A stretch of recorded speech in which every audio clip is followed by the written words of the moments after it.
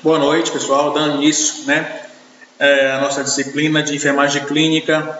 Então, vamos dar início às especialidades, onde já vem falando de algumas. E hoje nós iremos falar da endocrinologia, iremos falar também da oncologia e dermatologia, tá? Aqui tem algumas glândulas, nessa imagem aqui, que produz hormônios, que a função da endocrinologia é fiscalizar os hormônios, manter os hormônios estáveis. Então, a endocrinologia é uma especialidade médica que estuda as ordens do sistema endócrino e suas secreções específicas, chamadas de secreções fisiológicas. As principais áreas de atuação do especialista, que é denominada como endocrinologista, são o tratamento de diabetes, obesidade, doença da tireoide, desordem das glândulas hipófises, distúrbio da menstruação, entre outros. A endocrinologia possui vários ramos de estudo, como a neuroendocrinologia, tireoide, da diabetes, adrenais, endocrinologia feminina, masculina, metabolismo dos carboidratos, lipídios e proteínas, tumores neuroendócrinos, síndromes poliglandulares. Então, a endocrinologia ela tem um ramo muito grande de estudos, aonde tem a neuroendocrinologia, que trabalhamos com doenças voltadas a hormônios cerebrais, como a hipófise, a hipotálamo. Também temos uma endocrinologia voltada para a parte feminina, que é onde, quando a mulher está no climatério, chamado de menopausa, masculina, com os homens na andropausa, também vê os níveis de testosterona nos homens, no metabolismo, que regula todo o metabolismo humano, que é a tireoide, A tireoide ela produz dois hormônios muito importantes para regular o metabolismo do corpo humano e assim por diante. Muito procurado por pacientes com problemas de obesidade, porque também é um dos fatores que ajuda, uma especialidade que ajuda a emagrecer, ajuda nos transtornos alimentares, investigando se o paciente tem hipotiroidismo ou hipertiroidismo, diabetes e doenças na tireoide. A endocrinologia, o endocrinologista, não cuida somente das doenças, mas também de um amplo sistema, que envolve todas as glândulas, tá? É a área que estuda as glândulas endócrinas, trata doenças hormonais e metabólicas, restabelecendo o equilíbrio do organismo. No Brasil, essa especialidade, ela foi introduzida em 1950, quando foi criada pela Sociedade Brasileira de Endocrinologia e Metabologia. A especialidade vem ganhando projeção com o passar dos anos, pois as desordens por ela tratadas vêm aumentando sua prevalência na população brasileira e no mundo. A obesidade, por exemplo, afeta cerca de 42% da população e cerca de 15% da população brasileira tem diabetes, embora só metade desses saiba. A obesidade ela desencadeia doenças chamadas doenças de comorbidades, doença que afeta tanto a hipertensão como o diabetes. Então, a obesidade ela vai ficar vulnerável, vai surgir doenças comórbidas que vai adquirir através do sedentarismo. Essas duas doenças, decorrentes em grande parte da modificação alimentar causada pelo desenvolvimento no mundo, estão em ascensão e têm merecido grande atenção por parte dos serviços de saúde. Aqui, algumas glândulas, como a hipófise, aqui a glândula tireoide, temos também o pâncreas, as suprarrenais ou adrenais, tem o ovário, tem o testículo. Você já sabe de que forma o endocrinologista pode ajudar? Conheça aqui os campos de atuação do especialista. Na andropausa, como eu falei para vocês, os hormônios masculinos podem diminuir quando o homem envelhecer. Nesse caso, algumas pessoas podem sentir cansaço, diminuição da força muscular, disfunção sexual, necessitando de ajuda do especialista para fazer a reposição hormonal. Colesterol, triglicerídeos também, o endocrinologista vai ajudar bastante, porque a má alimentação vai fazer com que você venha adquirir esses dois agressores da corrente sanguínea que causa aí um trombo, Com o tratamento adequado do risco e futuras complicações cardiovasculares reduzidas. Então, o colesterol e triglicerídeos são primos, né, que atua no sangue, causando ali doenças cardiovasculares. Crescimento, uma criança saudável tem um crescimento normal. O crescimento deficiente ou excessivo, né, pode ocorrer uma função de alteração hormonal, nutricional ou genética. Então, tem a glândula somatotrófica, né, que é o hormônio que é responsável pelo hormônio do crescimento, conhecido como GH. Se você produzir em grande quantidade, pode provocar um gigantismo. Em baixa quantidade, pode provocar um nanismo. Tá? Então, se você começar a produzir muito depois da puberdade, pode provocar uma acromegalia. Essa acromegalia dá em mais pessoas que com 20 anos que começam a desenvolver bastante hormônio do crescimento. Aí vem a crescer mão, pé, cabeça, língua, fígado, vem a crescer desordenadamente alguns órgãos. Diabetes. Se você tem excesso de peso, parentes com diabetes, hipertensão, alterações de gordura no sangue, procure um endocrinologista, você poderá desenvolver diabetes. Mas se você bebe muita água, urina muito e perde peso, pode estar diabético também. Porque existem dois tipos de diabetes, a tipo 1 e a tipo 2. A tipo 1 emagrece. A tipo 1 é chamada de insulina dependente. O pâncreas é insuficiente para produzir insulina, ele não consegue mais produzir. Você vai ter que tomar insulina. A tipo 2, você produz, mas não é suficiente. Tem que tomar medicamentos orais, como metformina, glibenclamida. Tá? São excelentes medicamentos chamados hipoglicemiantes, que vai ajudar a estabelecer os níveis de glicose no sangue.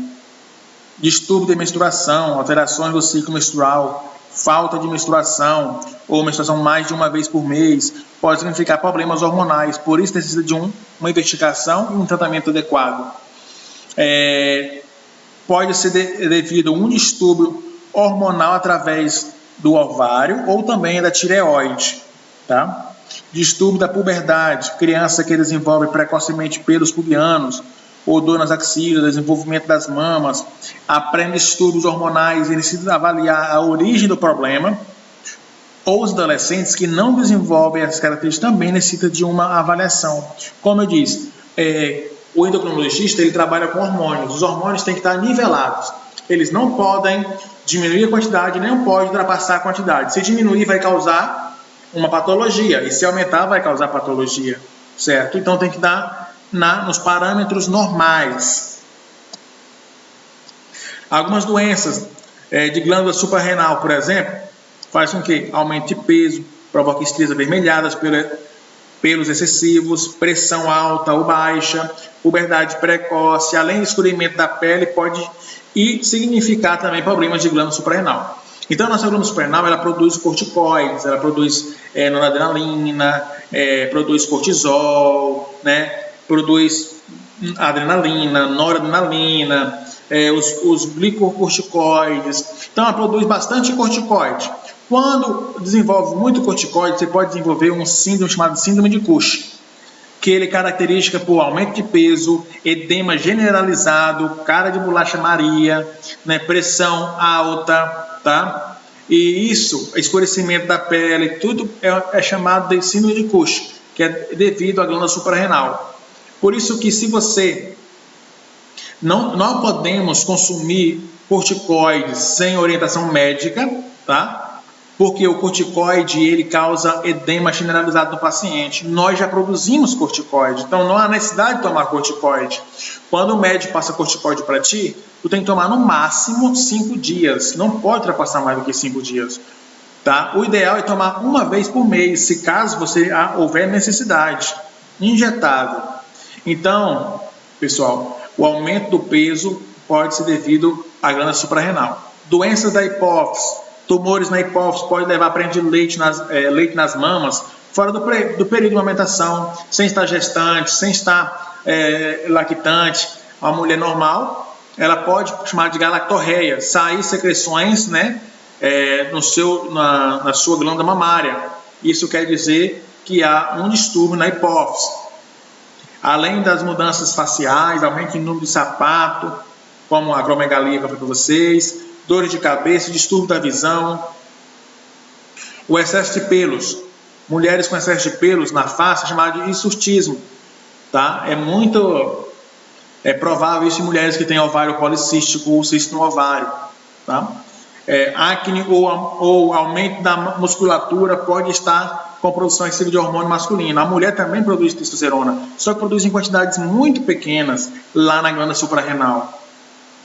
A obesidade. A obesidade representa um risco para a saúde das crianças e dos adultos. O tratamento orientado pelo especialista evita uma série de complicações com cardiovasculares e ortopédicas.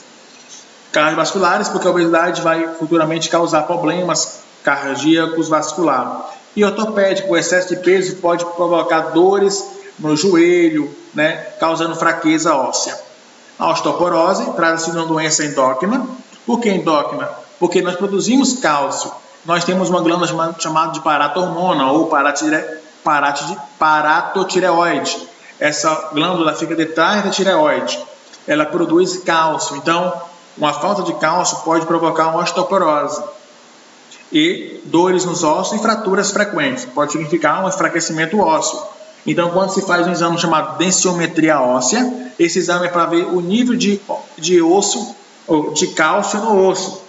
Ele é 0, menos 1, menos 2, menos 3. Se dá 0, bacana. Se dá menos 1, osteopenia. Menos 2, já é osteoporose, tá? A reposição hormonal da menopausa. A reposição hormonal é um tratamento eficaz feito com hormônios iguais ou da própria mulher, para amenizar o desconforto e os riscos causados pela menopausa. Então, a menopausa é o mesmo climatério. A mulher, quando tem a menarca muito cedo, que é a primeira menstruação, ela tende a entrar na menopausa mais cedo. Então, a menopausa seria o quê? Irritabilidade, seria a menstruação vindo e o ciclo bagunçado, né? Desordenado, menstruando 2 vezes no mês ou nenhuma vez. Começa desse jeito, começa um calor excessivo, sudorese. Então, isso é o que? Menopausa. Tem que fazer uma reposição de hormônio para poder estabilizar o clima téreo da mulher. Tireoide, nódulos ou aumento da tireoide, né? Pode provocar nervosismo, insônia, alterações no ritmo intestinal, coração acelerado, perda ou ganho de peso, excesso de frio ou calor. Então, pessoal, tem 2 patologias bem visíveis, bem famosas, que é a hipertiroidismo e hipotiroidismo. A hiper dá em pessoas magras, o metabolismo muito acelerado, provoca exoftalmia, os olhos ficam esbugalados, assim, ó, saltados para fora, provoca muito calor, tremores, tá? Já o hipotiroidismo, pessoas engordam com facilidade, metabolismo é muito lento, ele sente frio, tá? E assim sucessivamente. Exames relacionados.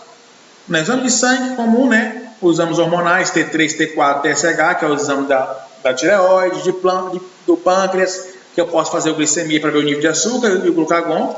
Adrenais como cortisol e outros. Hipófise como o hormônio GH para me ver a quantidade de hormônio do crescimento que esse paciente está tendo. No testículo tem a testosterona, o ovário tem a LH, FSH, progesterona, estrogênio. No estrogênio tem o estradiol e outros. E exame de imagem, né, como ultrassom, tomografia e ressonância magnética. O tratamento vai depender muito. Tem que ver a etiologia, tem que ver qual é o hormônio que está faltando para repor. Quando você repõe hormônio, é chamado de droga substitutiva. O que é uma droga substitutiva? É algo que meu corpo produz, porém está em déficit ou ausente. Aí eu tenho que tomar a droga para repor. No caso do pâncreas, ele produz insulina, porém ele está ausente de insulina. Ou seja, esse paciente ele tem diabetes tipo 1, ele tem que tomar insulina. Tá? Então, é algo que meu corpo produz, porém está em déficit. Vamos supor que eu sou operado de tireoide, fiz uma cirurgia de tireoide, eu não consigo mais produzir os hormônios de tireoide, eu tenho que tomar um medicamento chamado Puran, o Puran T4, que é a tiroxina, que vai repor os hormônios da tireoide que produziam. Então, o tratamento é mais ou menos devido à causa específica do hormônio que necessita. Vamos para a oncologia. A oncologia, pessoal, é um ramo da ciência médica, né? que lida com tumores, tá? E com câncer. A palavra oncologia tem origem em duas acepções. Na palavra grega onkos, que vem de onco, que significa massa, volume, tumor, né? E um termo logia significa estudo. Portanto, a oncologia é o estudo dos tumores. A oncologia está voltada para a forma como o câncer se desenvolve no organismo e qual o tratamento mais adequado para cada tipo de neoplasia. No Brasil, a oncologia também é chamada de cancerologia. Cada tipo de câncer tem um tratamento específico, se é por cirurgia, por rádio, por químio, por hormônio, né? Ou até mesmo por inúmeras possibilidades, podendo ser exclusiva e necessária a combinação do tratamento. O que é câncer? Câncer é um nome genérico para um grupo de mais de 200 doenças. Embora existam muitos tipos de câncer, todos começam devido ao crescimento anormal e fora do controle das células. É também conhecido como neoplasia. O oncologista é um médico clínico especializado no tratamento de câncer. É aquele profissional que se ocupa da abordagem geral dos cuidados do paciente, especialmente da prescrição de tratamento sistêmico, como quimioterapia, hormonioterapia e terapia biológica. Pessoal, o oncologista ele não faz ressecação de tumores, ele não opera. Ele é como se fosse um clínico que trabalha só na parte de terapia. Quem faz a ressecação do tumor é o especialista específico. Se for um tumor no cérebro, quem vai fazer é o neurocirurgião. Se for no estômago, é o gastrocirurgião. E assim sucessivamente. O oncologista depois vai começar a acompanhar o caso. Equipe multiprofissional. Durante os últimos anos, a oncologia tornou-se uma ciência complexa. Na oncologia atual, é de enorme importância a abordagem multidisciplinar do tratamento do paciente oncológico. Assim, o oncologista trabalha integrado a uma equipe multiprofissional e com uma colaboração de outra especialidade médica, como patologia. Eu preciso de patologia para fazer as pesquisas laboratorial para ver se o câncer diminuiu, está em que estágio, tá? Para fazer biópsia, a radiologia para fazer os exames de imagem, a cirurgia para fazer a ressecação do tumor, pediatria caso se for em criança, psiquiatria caso é um paciente com problemas psíquicos que está com câncer, a parte da enfermagem por apoio, né, no tratamento, e a psico-oncologia é fundamental. O paciente é um impacto muito grande receber uma notícia que ele está com câncer. Nesse momento ele precisa de um psicólogo para ajudar, fisioterapeuta para a parte da reabilitação, nutricionista para a parte da alimentação e muitos outros profissionais que aderem a essa equipe multiprofissional. O objetivo do tratamento oncológico, né, deve ser sempre muito individualizado e é importante observar as necessidades e possibilidades terapêuticas de cada paciente com câncer. O objetivo do tratamento oncológico basicamente consiste em quê? Em curativo, paliativo, remissão da doença e assim sucessivamente. Curativo. O primeiro objetivo do tratamento oncológico é curar o paciente para devolver-lhe um lugar na sociedade. Para isso deve ser prescrito um bom tratamento, com a possibilidade de usar medicamentos modernos, sempre com foco em uma medicina personalizada, ou seja, orientada para aquele paciente, mesmo que a chance de cura é pequena. Então, o curativo é definitivo, o paciente está curado, tá? Não vai ter mais câncer, não vai. Para saber que ele está curado, tem que ficar 2 anos sem apresentar câncer. Remissão da doença.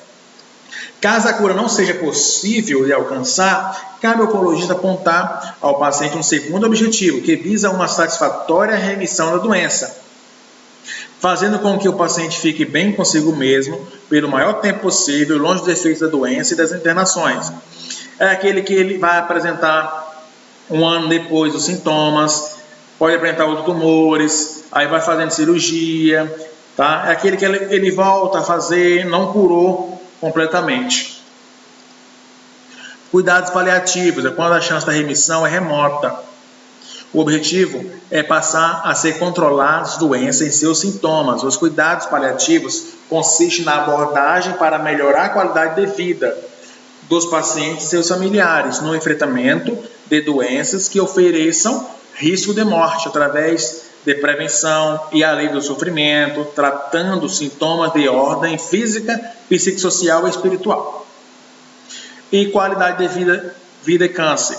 O maior objetivo é melhorar a qualidade de vida do paciente e não apenas prolongar uma vida sofrida. O médico deve ajudar o paciente a manter a sua dignidade, a entender sua fraqueza e evitar sentimentos de frustrações.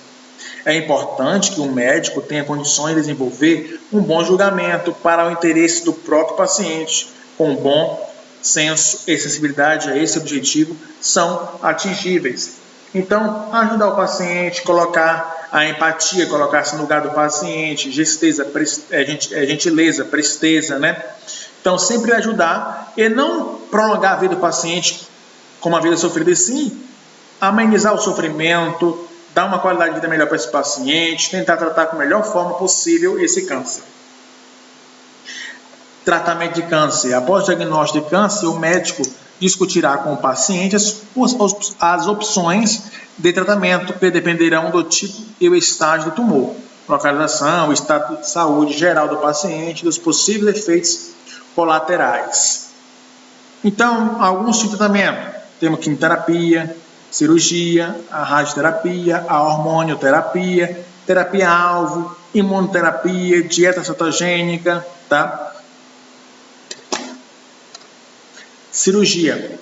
A cirurgia oncológica é o mais antigo tipo de terapia contra o câncer. É o principal tratamento utilizado para vários tipos de câncer e pode ser curativo quando a doença é diagnosticada em estágio inicial. Assim que descobriu o tumor, está pequeno, milímetros ainda, dá para fazer a cirurgia e vai ficar perfeito e o paciente vai se curar. Sempre vai fazer químio e muito menos radioterapia. Quando se descobre no início que ainda não teve metástase, não teve nada disso. A cirurgia também pode ser realizada com objetivo de diagnóstico com uma biópsia cirúrgica. Por exemplo, ele descobriu que tem um tumor, ao fazer a cirurgia, já faz a cirurgia, uma ressecção total e colhe material para fazer a biópsia. O alívio dos sintomas como a dor, em alguns casos de remoção de metástase, quando o paciente apresenta condições favoráveis para a realização do procedimento. Então, o paciente tem um HPB, uma hiperplasia prostática benigna. É bom fazer a remoção. O paciente está com tumor na próstata maligno. Tem que fazer um tumor, não se sabe se é maligno ou benigno, faz a ressecação, ou seja, tira o tumor e colhe material para depois para biópsia, para depois entrar com rádio ou com químio, o que o médico preferir. A quimioterapia é um tratamento utilizado medicamentos anticancerígenos para destruir as células tumorais. Por ser um tratamento sistêmico, atinge não somente as células cancerosas, como também as células sadias do organismo. A quimioterapia é um método muito agressivo, ela destrói as células boas também, não só as malignas, causando aí queda de cabelo, ou seja, de pelos, causa uma caqueixa, uma perca de peso súbita, que é caqueixa, que é o emagrecimento, causa a baixa imunidade, então ela é bem agressiva ao organismo. Mas, porém, ainda não se tem ainda uma quimioterapia para destruir apenas as células cancerígenas. De forma geral, a quimioterapia é administrada por via venosa, embora algumas quimioterápicos possam ser administradas por via oral e pode ser feita aplicando em um ou mais quimioterápicos. A quimio, de acordo com seu objetivo, pode ser curativa quando é usada com o objetivo de obter controle completo do tumor. Um adjuvante quando realizada após a cirurgia, com o objetivo de eliminar as células cancerígenas remanescentes, diminuindo a incidência de recidiva e metástase à distância. A radioterapia é um uso de radiações ionizantes para destruir ou inibir o crescimento das células anormais, que formam um tumor. Existem vários tipos de radiação, porém, as mais utilizadas são as eletromagnéticas, raio-x ou raio-gama, e os elétrons disponíveis na aceleração lineares de alta energia. Embora as células normais também possam ser danificadas pela terapia, geralmente elas podem ser reparadas, o que não acontece com as células cancerígenas. Ela é menos agressiva do que a quimioterapia. A radioterapia é como se fosse uma placa de chumbo que coloca no lugar do órgão onde vai fazer a radiação. Suponhamos que na mama o câncer coloca na região mamária esse tipo de radiação para destruí-la, as células daquele local. Hormonioterapia é uma modalidade terapêutica que tem como objetivo impedir a ação dos hormônios em células sensíveis. Algumas células tumorais possuem receptores específicos para hormônios, como o estrogênio, a progesterona, o androgênio, né? E alguns outros tipos de câncer, como o de mama, de próstata. Esses hormônios são responsáveis pelo crescimento e proliferação das células malignas. Portanto, a hormonioterapia é uma forma de tratamento sistêmico que leva à diminuição do nível de hormônios ou bloqueia a ação deste hormônio nas células tumorais, com o objetivo de tratar os tumores malignos pendentes dos estímulos hormonais. Então, a hormonioterapia pode ser usada de forma isolada ou com combinação com outras formas terapêuticas. Terapia-alvo é um tipo de tratamento sistêmico que utiliza medicamentos alvo moleculares que atacam especificamente ou, ao menos, preferencialmente determinados elementos encontrados na superfície no interior da célula cancerosa. Então, esse aqui apenas é as células cancerosas. Esse tipo de terapia-alvo ele não é muito usado, não é disponível na rede pública. Cada tipo de terapia-alvo funciona de uma maneira diferente, mas todos alteram de forma como as células cancerígenas cresce, divide e auto-repara ou interage com as outras células. Então, ele não é muito eficaz. Porém, é um tratamento mais caro, medicamentoso, tá? Ele pode ser utilizado de forma isolada. Então, vai depender muito do oncologista qual tipo que ele vai usar em você. A imunoterapia é um tratamento biológico cujo objetivo é potencializar o sistema imunológico, utilizando anticorpos produzidos pelo próprio paciente ou em laboratórios. O sistema imunológico é responsável por combater infecções, além de outras doenças, atuando no bloqueio de determinados fatores. A imunoterapia é provocada com aumento de resposta imune, estimulando ações de células de defesa do organismo, fazendo com que essas células reconheçam o tumor como agente agressor. Então, esse é também um método muito bacana, né, que aumenta a imunidade, fazendo com que reconheça anticorpos para poder destruir aquele agente invasor que é o câncer. Então, também é usado esse tipo de imunoterapia. Dieta cetogênica. Esse tipo de alimentação é indicada principalmente para controlar e prevenir convulsões e crises de epilepsia. No entanto, ela também vem sendo estudada como um coadjuvante no tratamento de câncer, pois as células cancerígenas se alimentam principalmente de carboidratos, que é um nutriente retirado da dieta cetogênica. Essa dieta é muito indicada por nutrólogos e quase não é indicada por oncologistas. Eu acho que 0,5% dos oncologistas indica esse tipo de dieta. A dieta cetogênica ela é muito usada e indicada pelo Dr. Laí Ribeiro.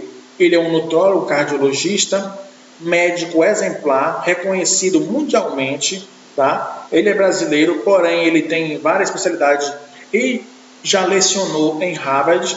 Tá? Então ele é um cara gabaritado, já foi diretor, tá, de várias empresas, indústrias farmacêuticas, tanto no Brasil e fora do Brasil.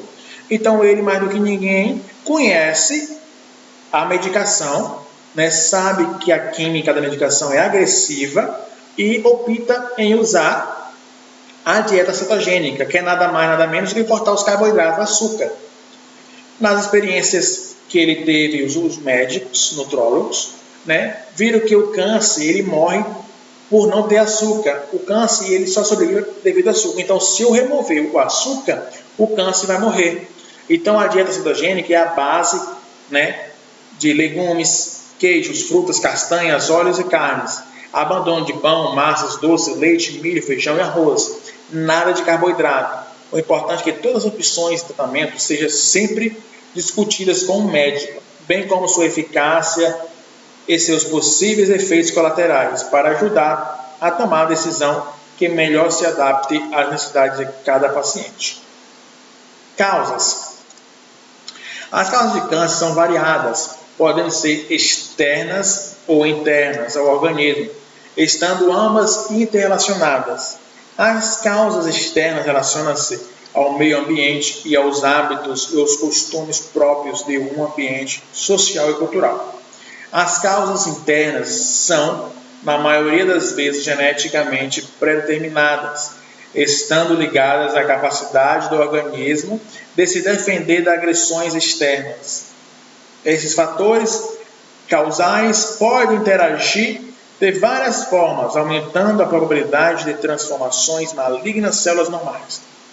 A estimativa no Brasil de 2020 e 2021 aponta para a ocorrência de cerca de 625 mil casos novos de câncer, executando o câncer de pele, né, não melanoma, e aproximadamente 175 mil casos novos irão ocorrer sobre câncer de pele, e ocorrerão cerca de 450 mil casos novos de câncer no Brasil.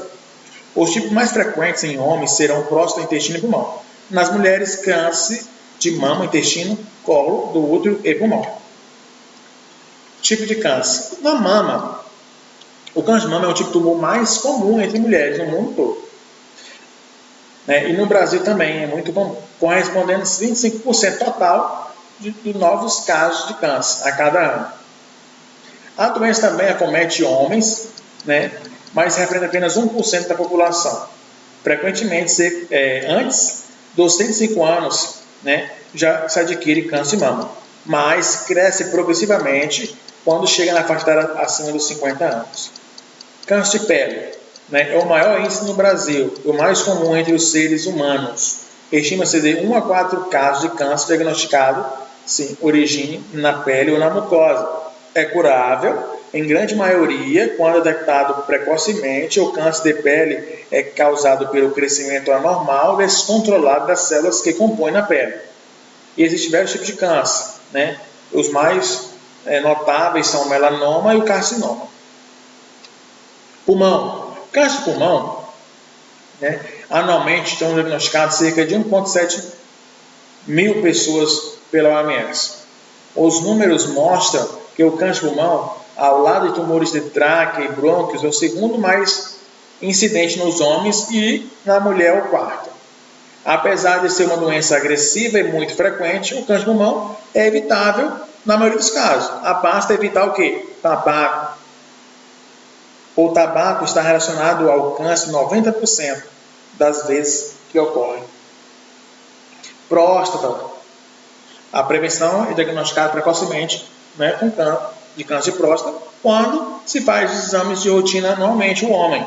A doença tem até 90% de chance de cura. O câncer de próstata tem cerca de 60 mil casos novos anuais. O colo retal, conhecido como câncer de colo e reto, o câncer de intestino se desenvolve a partir de alterações de células que crescem de forma desordenada no intestino.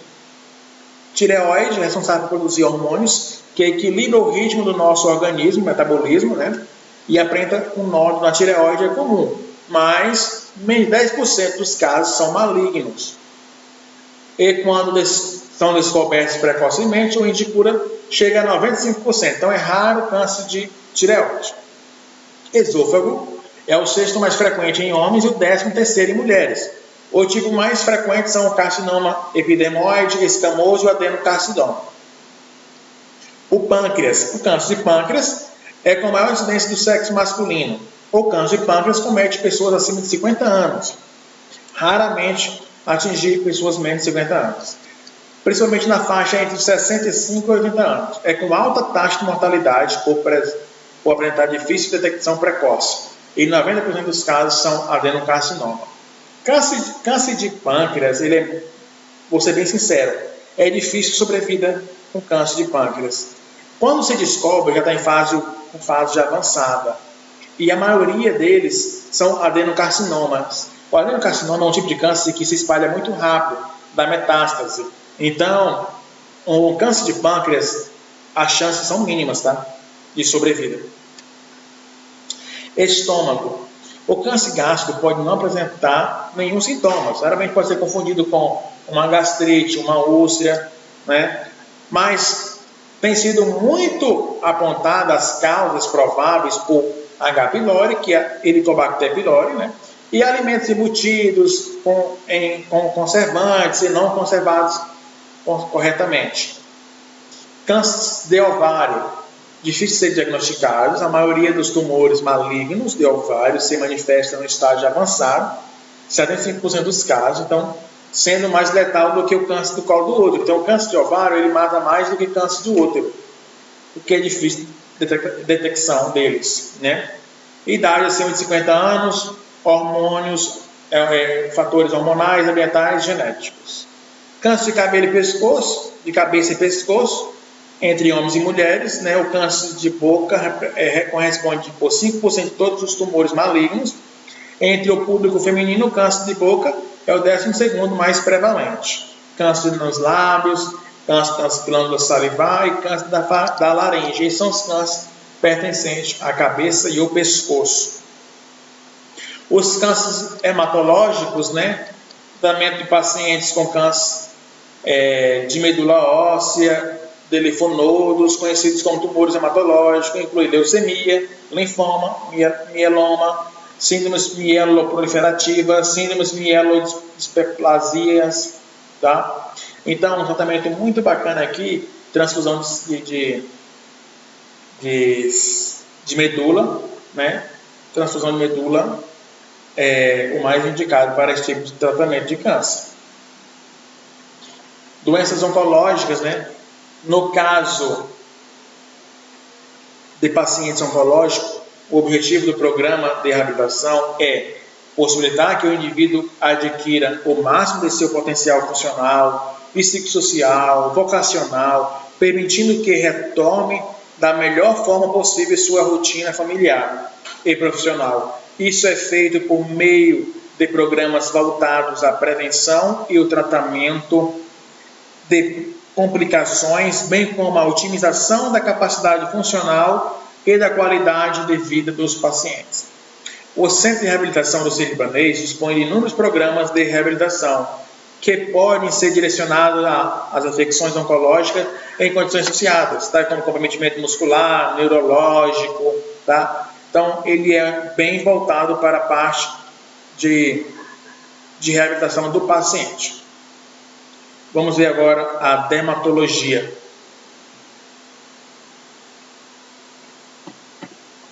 É uma especialidade médica, cuja área de reconhecimento se encontra no diagnóstico de prevenção e tratamento da doença e afecções relacionadas à pele, pelos, mucosas, cabelos e unhas.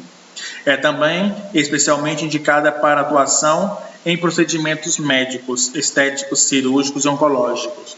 Quem é o dermatologista? É o médico especialista no diagnóstico, tratamento e prevenção de doenças de pele, pelos, mucosas, cabelos e unhas. São mais de 3.000 doenças dermatológicas que afetam a pele da criança, do adulto e do idoso. O dermatologista atua no diagnóstico, na prevenção e no tratamento de doenças, além de orientar sobre os cuidados gerais, solucionar o problema estético e trabalhar na manutenção da beleza da pele. Veja algumas doenças que os dermatologistas tratam, desde acne, vitiligo, psoríase e algumas outras. O profissional também é habilitado para tratar de doenças nas mucosas, como afecções na boca, lábios, gengiva, língua e também na área genital. Neste caso, enquadra-se as doenças sexualmente transmissíveis, como as DSTs ou doenças venéreas, conhecidas também como IST, né, que são infecções sexualmente transmissíveis. Doença da pele, né, você pode ter várias aí, né, que nós iremos ver, desde micose, manchas e algumas outras mais. Vitiligo. O vitiligo, ele é uma falta da pigmentação da pele, que os melanocitos produzem a melanina. Então, quem tem vitiligo, ele tem alguma parte da pele dele está esbranquiçada, né? Ele contém vitiligo. Então, aquela parte que está branca, ela não contém melanina. Então, o vitiligo, ele se dá pela falta de pigmentação da pele. O Michael Jackson, ele tinha vitiligo, ele acelerou o processo e ficou totalmente branco, né? Eu posso dizer que ele ficou um albino adquirido através de medicamentos. O albinismo, o paciente albino, ele já nasce assim, geneticamente falando, ele é ausente de melanina, ele não tem melanina nenhuma, ele não pode sair no sol.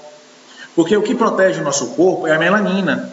A melanina, além de proteção, ela nos protege dos raios ultravioletas do sol, tá? E com isso, protege de câncer de pele. Então, quanto mais morena é a pele, mais melanina tem.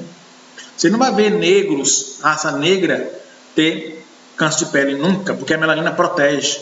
Dermatite tem a dermatite atópica, tem as outras demais, né? Quem trata ela tanto é o dermatologista como também o alergista. São doenças que dão manchas na pele, causam coceiras. Essas manchas são desencadeadas por alimentação, que faz com que elas aumentem de tamanho, aumentem de proliferação. Tudo isso é fiscalizado por dermatologista e alergistas. Eczemas são placas vermelhadas no corpo que pode ser submetido a um processo alérgico também. Melasma dá mais em mulheres do que homens. Em mulheres, devido à gravidez, a mulher quando está gestante fica vulnerável, os hormônios desequilibrados. Com isso, se ela pegar raios solares, pode provocar manchas no rosto. E a melasma não tem tratamento, tá? Não tem cura. Nos homens também tem melasma, mas é mais raro. Acne é devido, né, ao aumento da glândula sebácea, produzir sebo, que provoca ali aquela pele oleosa que provoca a acne, conhecida como espinha, né? A rosácea é uma alteração da pele, dá mais pessoas caucasianas, pessoas brancas, galegas, que ficam com aquelas bochechas bem rosadas, que chega a queimar, então dói muito, tá? Psoríase é uma despigmentação da pele, a pele começa a criar uma camuçada, fica meio camuça e fica coçando e fica desfarelando assim, a parte onde está afetada. Não tem cura, tem como tratar, não tem uma causa definida porque causa psoríase, a causa é desconhecida, porém quando você está com a imunidade baixa ela apresenta, toma medicação, ela recolhe, mas porém fica mancha, quando a imunidade cai ela volta, a mancha fica avermelhada e coça. Infecções fúngicas, desde as tínias e micose. Micose como qualquer um tipo de fungos, né? Tínias como o pano branco, pé de atleta, frieira, né? A micose como a impinja, tá? Ou micose como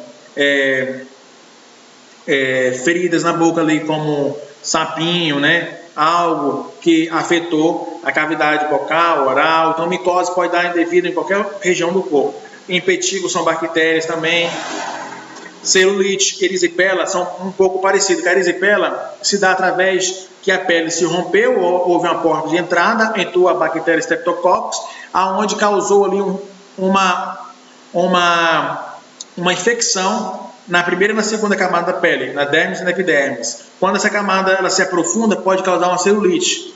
A porta de entrada pode ser devido a uma foliculite, que é um cabelo encravado, que ao você desengravar o cabelo, você deixou ali exposto e pode entrar a bactéria por ali causando uma erisipela ou mesmo uma celulite, que é mais grave. Escabiose e pediculose, escabiose é a sarna, né? E pediculose é piolho. Ambas causam bastante coceira, a escabiose ela coça bastante, chega a sangrar, você vai coçando, sangra. Não dá para ver os escábios, né? Que é o nome da sarna, o nome científico agora eu esqueci. Mas a pediculose e a piolho já quase ninguém hoje em dia tem. Alopécia são quedas de pelos, né, de cabelos. Uma hiperidrose é aumento do suor. Uma sudorese extensa, intensiva. Anidrose é a ausência de suor. Herpes simples, tanto genital ou labial, e herpes zoster, e dá, né, através de uma varicela, depois de uma varicela, que vai dar a partir aqui do tronco, do tórax. Verrugas virais, como, né, HPV. O tratamento, pessoal, vai depender muito, vai depender da etiologia. Se é uma micose, vamos dar um antifúngico. Se é uma erisipela, vamos dar um antibiótico. Então, depende muito a questão do tratamento. Então, é etiologia e o tratamento, tá? É específico. E aqui paramos.